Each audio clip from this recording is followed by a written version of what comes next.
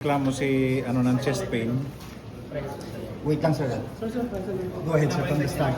Nagreklamo si Senator Marcoleta ng chest pain and mataas yung BP niya. That's why dinala muna namin sa ospital. After ng medical niya, whatever na sasabihin ng mga doktor ng PNP, we will transmit it also kay Sandigan. Ano kataas daw ang BP niya sa 150 something.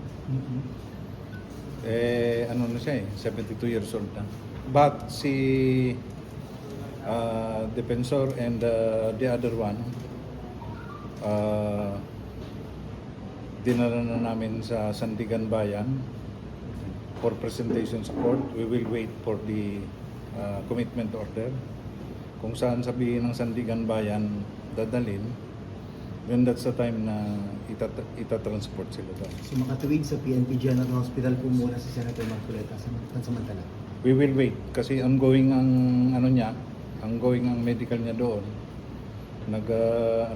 Yung ECG,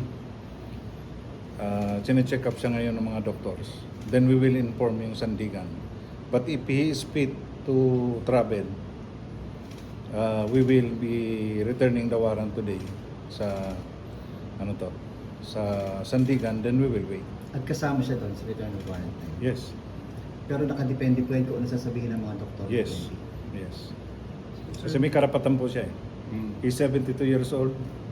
May karapatan din yung tao sa ng appropriate medical aid para sa Sir, as of now, wala po pong commitment order ibig sabihin kay Senator Marcoleta? Wala. Kasi we're waiting for the result ng medical.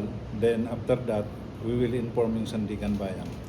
At saka pa lang magkakaroon ng commitment order. Yes. General, salamat. Thank you po.